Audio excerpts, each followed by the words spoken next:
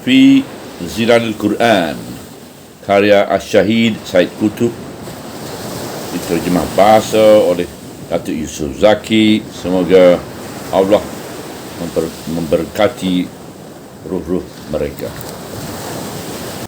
Kumpulan ayat-ayat 189 hingga ayat 203. Bismillahirrahmanirrahim. يسألونك عن الأهلة قل هي مواقيت للناس والحج وليس البر بأن تأتوا البيوت من ظهورها ولكن البر من اتقى وأتوا البيوت من أبوابها واتقوا الله لعلكم تفلحون وقاتلوا في سبيل الله الذين يقاتلونكم ولا تعتدوا إن الله لا يحب المعتدين واقتلوهم حيث ثقفتموهم وأخرجوهم من حيث أخرجوكم والفتنة أشد من القتل ولا تقاتلوهم عند المسجد الحرام حتى يقاتلوكم فيه فإن قاتلوكم فاقتلوهم كذلك جزاء الكافرين فإن انتهوا فإن الله غفور رحيم وقاتلوهم حتى لا تكون فتنة ويكون الدين لله فإن انتهوا فلا عدوان إلا على الظالمين الشهر الحرام بالشهر الحرام والحرمات قصاص فمن اعتدى عليكم فاعتدوا عليه بمثل ما اعتدى عليكم واتقوا الله واعلموا أن الله مع المتقين وأنفقوا في سبيل الله ولا تلقوا بأيديكم إلى التهلكة وأحسنوا إن الله يحب المحسنين وأتموا الحج والعمرة لله فإن أحصرتم فما استيسر من الهدي ولا تحلقوا رؤوسكم حتى يبلغ الهدي محله فمن كان منكم مريضا أو به أذى من رأسه ففدية من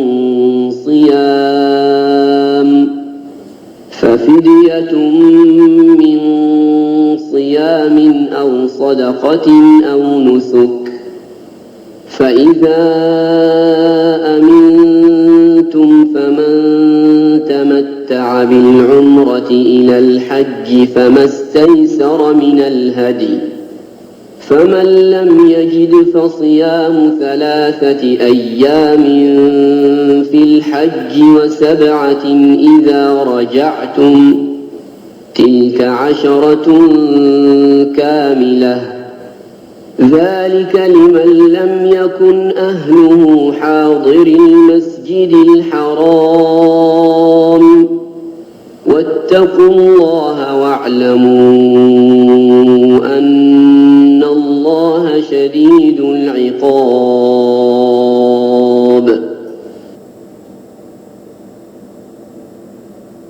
الحج أشهر معلومات فمن فرض فيهن الحج فلا رفث ولا فسوق ولا جدال في الحج وما تفعلوا من خير يعلمه الله وتزودوا فإن خير الزاد التقوى واتقون يا أولي الألباب ليس عليكم جناح أن تبتغوا فضلا من ربكم فإذا أفضتم من عرفات فاذكروا الله عند المشعر الحرام واذكروه كما هداكم وإن كنتم من قبله لمن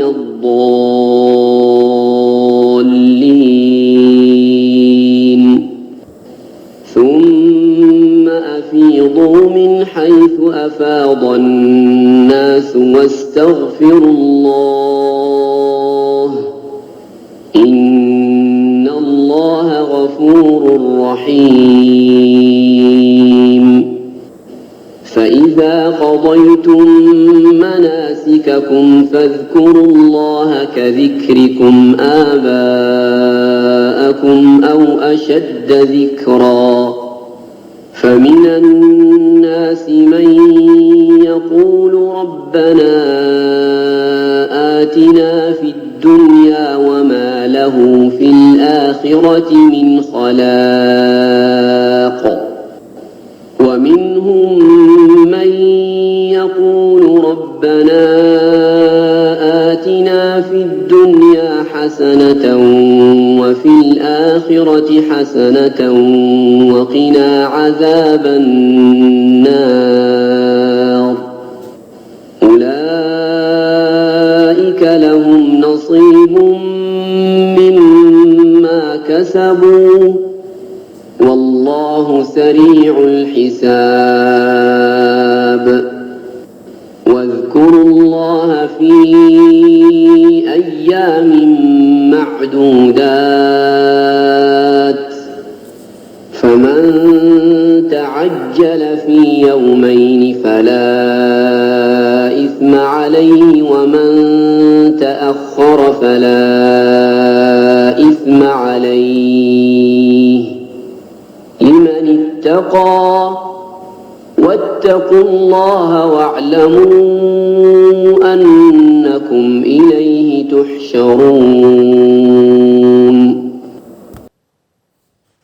Mereka bertanya kepadamu tentang anak-anak bulan. Katakanlah, ia adalah tanda-tanda waktu bagi manusia dan bagi ibadah haji, dan kebaktian itu bukanlah memasuki rumah-rumah dari belakangnya. Tetapi kebaktian itu ialah mereka yang bertakwa dan memasuki rumah-rumah dari pintunya, dan bertakwalah kepada Allah supaya kamu mendapat keberuntungan. Ayat 189. Dan hendaklah kamu memerangi demi sabilullah orang-orang yang memerangi kamu, dan janganlah kamu menceroboh. Sesungguhnya Allah tidak sukakan orang-orang yang menceroboh. Ayat 190. Dan bunuhlah mereka di mana sahaja kamu jumpai mereka, dan usirlah dari tempat yang telah mereka mengusirkan kamu, dan fitnah penindasan itu lebih buruk dari pembunuhan. Dan janganlah kamu memerangi mereka di kawasan-kawasan Masjidil Haram, sehingga mereka memerangi kamu di situ. Oleh itu, jika mereka memerangi kamu di situ, maka perangilah mereka. Demikianlah balasan terhadap orang-orang yang kafir. Ayat 191. Kemudian, jika mereka berhenti memerangi kamu, maka sesungguhnya Allah Maha Pengampun dan Maha Pengasih. Ayat 192. dan perangilah mereka sehingga tidak ada lagi fitnah, penindasan, dan jadilah agama itu untuk Allah semata-mata. Kemudian jika mereka berhenti, maka tidak ada pencerobohan lagi kecuali terhadap orang-orang yang zalim. Ayat 193. Pencabulan di bulan haram dibalas dengan pencabulan di bulan haram. Dan pencabulan terhadap perkara-perkara yang suci itu dibalas dengan balasan yang setimpal. Oleh itu, sesiapa yang menceroboh kamu, maka balaslah dengan pencerobohan yang setimpal dengan pencerobohan mereka terhadap kamu. Dan bertakwalah kamu kepada Allah, dan ketahuilah bahawa Allah itu bersama orang-orang yang bertakwa. Ayat 194. Dan belanjakanlah harta kekayaan kamu untuk sabilullah, dan janganlah kamu campakkan diri kamu ke dalam kebinasaan, dan lakukanlah amalan yang baik, sesungguhnya Allah kasihkan orang-orang yang melakukan amalan yang baik. Ayat 165. Dan hendaklah kamu sempurnakan ibadat haji dan umrah yang ikhlas kerana Allah, dan jika kamu dihalangi dari menyempurnakannya, maka bolehlah kamu bertahalul dengan menyembelih mana-mana binatang korban yang mudah didapati, dan janganlah kamu mencukurkan kepala kamu sehingga binatang korban itu sampai ke tempat penyembelihannya. Dan jika di antara kamu ada yang sakit atau mendapat gangguan yang menjangkiti di kepalanya, lalu ia bercukur, maka wajiblah ia membayar fidyah dengan berpuasa atau bersedekah atau menyembelih korban. Dan jika kamu berada dalam keadaan aman, maka sesiapa yang ingin menikmati kesenangan mengerjakan umrah sebelum haji dalam bulan haji, maka wajiblah ia menyembelih mana-mana binatang korban yang mudah didapati. Dan sesiapa yang tidak boleh mendapati binatang korban, maka hendaklah kamu berpuasa 3 hari dalam masa haji, dan 7 hari lagi setelah kamu pulang ke tempat kamu. Itulah 10 hari genap berpuasa. Kewajipan itu adalah bagi orang yang tidak menetap di sekitar Masjidil Haram.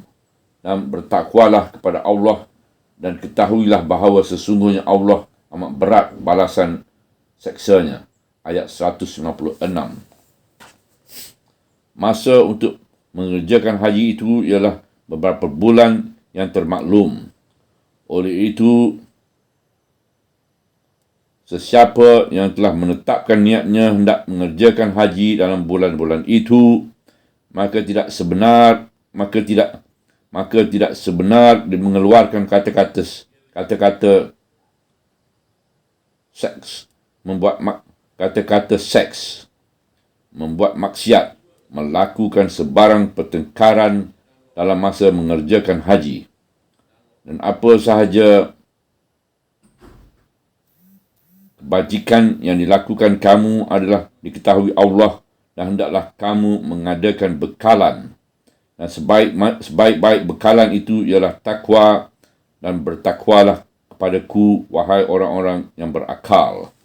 Ayat 197. Tidak menjadi apa-apa kesalahan bagi kamu mencari limpah kurnia dari Tuhan kamu dengan berniaga. Kemudian apabila kamu bertolak dari Padang Arafah ke Muzdalifah, maka hendaklah kamu berzikir kepada Allah dengan doa dan talbiyah di Masjidil Haram, dan berzikirlah kepadanya sebagaimana ia telah memberi hidayah kepada kamu, dan sesungguhnya kamu sebelum ini termasuk dalam golongan orang-orang yang sesat. Ayat 158. Kemudian hendaklah kamu bertolak dari Arafah, tempat bertolaknya sekalian orang, dan pohonlah keampunan dari Allah, kerana sesungguhnya Allah Maha Pengampun dan Maha Penyayang. Ayat 159. Apabila kamu selesai menunaikan ibadat haji kamu, maka hendaklah kamu menyebut-nyebut kebesaran Allah sebagaimana kamu menyebut-nyebutkan kemegahan datuk nenek kamu, atau lebih banyak dari itu lagi. Di antara manusia terdapat orang-orang yang hanya berdoa, "Wahai Tuhan kami, kurniakanlah kepada kami kebaikan di dunia," sedangkan di akhirat itu tidak mendapat sebarang habuan. Ayat 200. Di antara mereka terdapat pula orang-orang yang berdoa, "Wahai Tuhan kami, kurniakanlah kepada kami kebajikan di dunia dan kebajikan di akhirat, dan lindungkanlah kami dari azab neraka." Ayat 201. Mereka akan memperoleh habuan yang baik dari amalan yang dilakukan mereka, dan sesungguhnya Allah amat cepat hisabnya. Ayat 202. Dan berzikirlah kepada Allah pada hari-hari yang tertentu, dan sesiapa yang segera meninggalkan Mina pada hari yang kedua, maka tidak ada apa-apa dosa ke atasnya, dan sesiapa yang lambat meninggalkan Mina, tidak ada apa-apa dosa ke atasnya. Bagi mereka yang bertakwa, dan bertakwalah kamu kepada Allah, dan ketahuilah bahawa kamu akan dikumpul kepadanya. Ayat 203. Latar belakang dan pokok pembicaraan. Pelajaran ini sama dengan pelajaran yang telah lepas. Ia merupakan huraian selingan untuk menjelaskan kewajipan-kewajipan dan taklif-taklif yang dikenakan ke atas umat muslimin.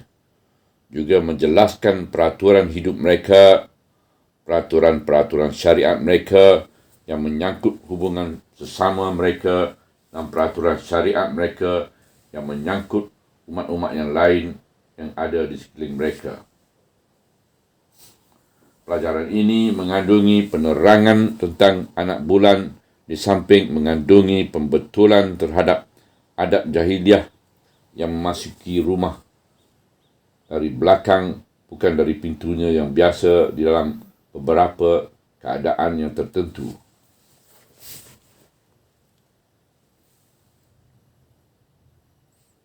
Kemudian diiringi dengan penerangan mengenai hukum-hukum peperangan yang am dan hukum-hukum berperang di dalam bulan-bulan haram ketika di kawasan Masjidil Haram. Pada akhirnya dikemukakan penerangan mengenai syiar-syiar atau peraturan-peraturan ibadat haji dan umrah sebagaimana yang ditetap dan dibersihkan oleh Islam, di mana ia telah mengubahkan segala sesuatu yang ada hubungan dengan kepercayaan jahiliah. Demikianlah kita melihat di sini, sebagaimana kita telah melihat di dalam pelajaran yang telah lepas, hukum-hukum yang ada hubungan dengan kefahaman dan kepercayaan, hukum-hukum yang ada hubungan dengan syiar-syiar atau peraturan-peraturan ibadat, dan hukum-hukum yang ada kaitan dengan peperangan. Semuanya terkumpul di dalam satu lingkungan sahaja, dan semuanya didiri dan diiringi dengan kata-kata kesimpulan yang mengingatkan kepada Allah dan bertakwa kepadanya. Dalam pembicaraan memasuki rumah dari belakangnya, diiringi dengan kenyataan yang membetulkan konsep kebaktian, iaitu kebaktian itu bukannya terletak dalam gerak langkah yang zahir, malah terletak pada takwa. Kebaikan itu bukanlah memasuki rumah-rumah dari belakang, tetapi kebaktian itu ialah mereka yang bertakwa dan memasuki rumah-rumah dari pintunya, dan bertakwalah kepada Allah supaya kamu mendapat keberuntungan. Ayat 189. Mengenai peperangan, pada umumnya mereka diarah supaya jangan melakukan pencerobohan dan menghubungkan arahan itu dengan kasih dan kebencian Allah. Sesungguhnya Allah tidak sukakan orang-orang yang menceroboh. Ayat 190. Mengenai perbuatan berperang di dalam bulan haram, ia diiringi dengan kenyataan supaya mereka bertakwa kepada Allah. Dan bertakwalah kamu kepada Allah, dan ketahuilah bahawa Allah itu bersama-sama orang yang bertakwa. Ayat 194.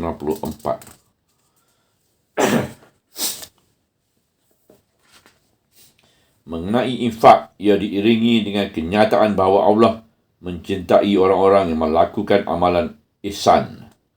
Dan lakukanlah amalan yang baik, sesungguhnya Allah kasihkan orang-orang yang melakukan amalan yang baik. Ayat 195. Ketika memberi kata kesimpulan mengenai setengah-setengah peraturan ibadat haji, Allah berfirman, dan bertakwalah kepada Allah, dan ketahuilah bahawa sesungguhnya Allah amat berat balasan seksanya. Ayat 196. Dan dalam satu kesimpulan yang lain ketika menjelaskan waktu-waktu haji dan larangan bercampur dan bercumbu-cumbuan ketika mengerjakan ibadat haji, larangan melanggar peraturan-peraturan haji dan larangan bertengkar, Allah berfirman, dan hendaklah kamu mengadakan bekalan, dan sebaik-baik bekalan ialah takwa. Dan bertakwalah kamu, dan bertakwalah kepadaku, wahai orang-orang yang berakal. Ayat 197. Ketika mengarah manusia supaya berzikir kepada Allah selepas mengerjakan haji, dikemukakan kata-kata kesimpulan. Dan bertakwalah kamu kepada Allah, dan ketahuilah bahawa kamu dikumpulkan padanya. Ayat 203. Demikianlah kita dapati semua perkara ini berhubung rapat satu sama lain, iaitu hubungan yang terbit dari tabiat agama ini, di mana peraturan-peraturan ibadat tidak terpisah dari perasaan-perasaan hati dan dari peraturan-peraturan dan undang-undangnya.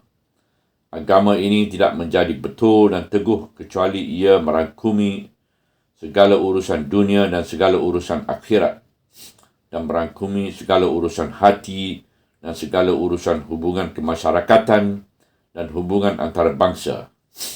Ia tidak menjadi betul dan teguh kecuali ia menyeliakan seluruh aspek kehidupan manusia, di mana ia mengendalikannya mengikut satu kefahaman yang sepadu, mengikut satu sistem yang sama dan selaras, mengikut satu peraturan yang meliputi segala-galanya dan satu alat yang sama, iaitu satu peraturan istimewa yang ditegakkan di atas syariat Allah dalam segala urusan. Dalam surah ini terdapat satu gejala yang ditunjukkan kepada kita oleh bahagian ayat-ayat ini. Ia ditunjukkan dalam bentuk suasana-suasana di mana kaum muslimin bertanya kepada Nabi mereka SAW mengenai berbagai-bagai perkara yang dihadapi di dalam kehidupan mereka yang baru, yang mana mereka mahu mengetahui bagaimana hendak menghadapinya mengikut kefahaman dan kepercayaan mereka yang baru dan mengikut peraturan hidup mereka yang baru. Juga mereka bertanya mengenai gejala-gejala alam yang menarik hati mereka yang sedar terhadap alam buana yang dihayati mereka. Mereka bertanya tentang anak bulan, apakah fungsi-fungsinya, mengapa bulan itu terbit dalam bentuk sabit, kemudian kian bertambah besar dan membulat menjadi bulan purnama, kemudian kembali bertambah kecil sehingga menjadi bulan sabit, kemudian hilang dan lahir kembali dalam bentuk bulan sabit yang baru. Mereka bertanya, apakah yang harus diinfakkan mereka? Dari jenis harta mereka yang mana yang harus diinfakkan mereka, dan sebanyak mana pula mereka harus infakkan harta yang dimiliki mereka. Mereka bertanya tentang peperangan dalam bulan haram dan di kawasan Masjidil Haram, apakah peperangan itu harus dilakukan. Mereka bertanya tentang apakah hukum arak dan judi, dan mereka adalah penagih-penagih arak dan pemain-pemain judi di zaman jahiliyah. Mereka bertanya tentang apakah hukum haid dan hukum hubungan mereka dengan para isteri mereka dalam masa haid. Kemudian mereka bertanya tentang perkara hubungan-hubungan yang lebih sulit dengan isteri mereka dan kadang-kadang bertanya tentang isteri-isteri mereka sendiri. Di sana terdapat berbagai-bagai pertanyaan mengenai berbagai-bagai maudhu dalam surah-surah yang lain dari Al-Quran. Pertanyaan-pertanyaan itu mempunyai berbagai-bagai makna dan indikasi. Pertanyaan-pertanyaan kaum mencerminkan perkembangan fikiran, pola-pola kehidupan, dan kesedaran keagamaan. Pertama, ia merupakan petanda perkembangan kecergasan dan kesuburan pola-pola kehidupan dan hubungan-hubungannya. Ia merupakan petanda munculnya kedudukan-kedudukan yang baru di dalam masyarakat yang telah membentuk saksiah-saksiahnya yang tersendiri, di mana para individu mempunyai hubungan yang rapat dengannya. Mereka tidak lagi merupakan para individu yang hidup kucar-kacir dan tidak lagi merupakan kabilah-kabilah atau suku-suku kaum yang berpecah belah di sana-sini. Mereka malah telah menjadi satu umat yang mempunyai saksiah, mempunyai peraturan dan kedudukan yang mengikut semua individu, di mana setiap individu perlu mengetahui garis-garisnya dan hubungan-hubungannya. Ia merupakan satu keadaan yang baru yang dicipta oleh Islam dengan kefahaman dan pemikiran yang tersendiri dengan peraturan dan kepimpinannya, iaitu satu keadaan perkembangan kemasyarakatan, fikiran, perasaan dan kemanusiaan dengan bentuknya yang umum. Kedua, ia merupakan petanda kesedaran semangat keagamaan dan bagaimana mendalamnya resapan dan pengaruh akidah yang baru itu dalam jiwa kaum muslimin, yang membuat setiap orang dari mereka merasa segan untuk melakukan sesuatu di dalam kehidupan sehariannya sebelum ia mengambil pendapat dan akidahnya yang baru. Mereka tidak lagi menggunakan ketetapan adab kehidupan yang silam sebagai rujukan mereka kerana hati mereka telah tercabut dari adat-adat kebiasaan mereka di zaman jahiliah. Mereka tidak lagi percaya kepadanya. Mereka berdiri menunggu taklimat-taklimat yang baru dalam segala urusan kehidupan. Kesedaran ini merupakan satu keadaan yang diwujudkan oleh keimanan yang benar. Di waktu ini, jiwa kaum muslimin terpisah dari segala peraturan, adat resam, dan kebiasaan-kebiasaan yang silam. Mereka mengambil pendirian yang berhemat dan berwaspada terhadap segala sesuatu yang dilakukan di zaman jahiliah. Mereka berdiri dengan penuh kesediaan untuk menerima segala arahan dari akidah Islam yang baru, supaya mereka dapat membentuk kehidupan mereka yang baru di atas asas akidah itu, iaitu satu bentuk kehidupan yang bersih dari segala kekotoran dan campur aduk. Andainya mereka menerima dari akidah yang baru itu sesuatu arahan yang memperakui setengah-setengah bahagian kecil adat resam mereka yang lama, maka mereka akan menerimanya dengan sikap yang baru yang berhubung rapat dengan kefahaman agama yang baru itu. Kerana tidak semestinya peraturan yang baru itu membatalkan segala peraturan-peraturan kecil ini yang wujud dalam peraturan lama. Tetapi yang pentingnya ialah seluruh peraturan kecil itu mempunyai pertalian yang rapat dengan asas kefahaman agama yang baru itu dan menjadi sebahagian darinya, bersebati dalam entitinya dan selaras dengan segala bahagian-bahagiannya yang lain, sebagaimana yang telah dilakukan oleh Islam terhadap syiar-syiar ibadah haji yang dikekalkannya. Syiar-syiar itu adalah terbit dari kefahaman Islam itu sendiri dan telah ditegakkan di atas tapak-tapak asasnya yang telah terputus sama sekali hubungannya dengan kepercayaan-kepercayaan jahiliah yang silam. Makna dan indikasi yang ketiga adalah diambil dari sejarah zaman ini dan dari tindakan kaum Yahudi di Madinah dan kaum musyrikin Mekah yang bertindak melakukan dari satu masa ke satu masa percubaan-percubaan untuk menimbulkan keraguan terhadap nilai peraturan-peraturan Islam. Mereka mengambil segala kesempatan melancarkan kempen yang mengelirukan terhadap setengah-setengah tindakan dan peristiwa-peristiwa sebagaimana yang telah berlaku kepada pasukan tentera yang dipimpin oleh Abdullah Ibnu Jahsy yang dikatakan terlibat dalam pertempuran dengan kaum musyrikin di dalam bulan-bulan haram, iaitu tindakan-tindakan dan peristiwa-peristiwa yang menimbulkan tanda-tanda yang memerlukan jawapan yang boleh menghalangkan percubaan-percubaan itu dan mencurahkan perasaan ketenteraman dan keyakinan dalam hati kaum muslimin. Makna dan indikasi ini menunjukkan bahawa Al-Quran sentiasa berada dalam perjuangan sama ada perjuangan yang berlaku dalam hati di antara kefahaman-kefahaman jahiliah dengan kefahaman-kefahaman Islam atau perjuangan yang berlaku dalam suasana luaran di antara kaum muslimin dengan musuh-musuh mereka yang menunggu mereka di segenap penjuru.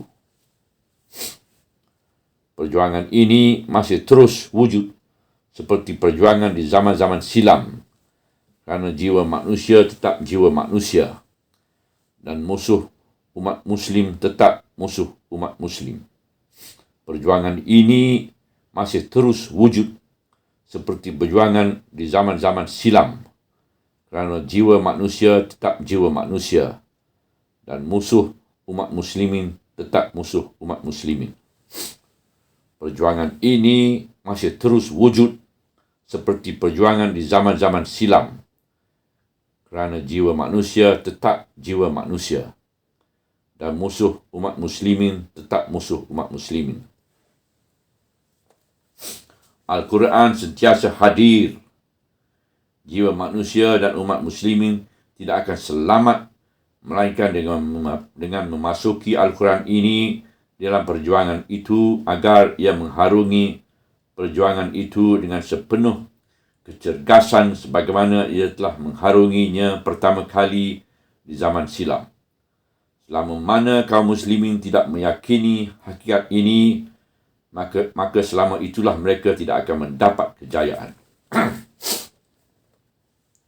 Selama mana kaum muslimin tidak meyakini hakikat ini, maka selama itulah mereka tidak akan mendapat kejayaan.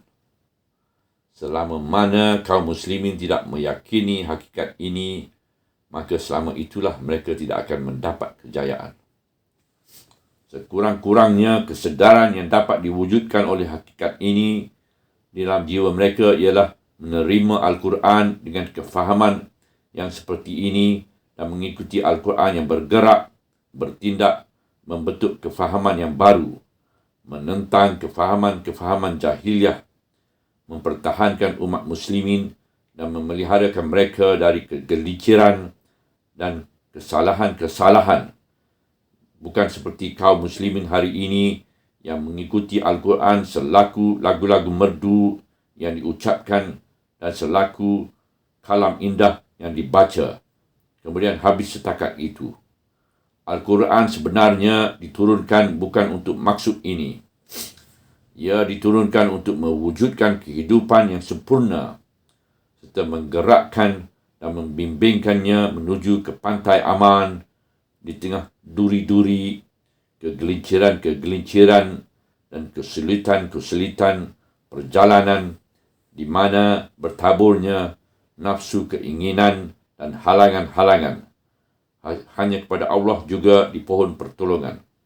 Subhanallah, walhamdulillah, wala ilaha illallah, wallahu akbar, wala hawla wala quwata illa billah al-aliyyil azim, wala hawla wala quwata illa billah al-aliyyil azim, wala hawla wala quwata illa billah al-aliyyil azim.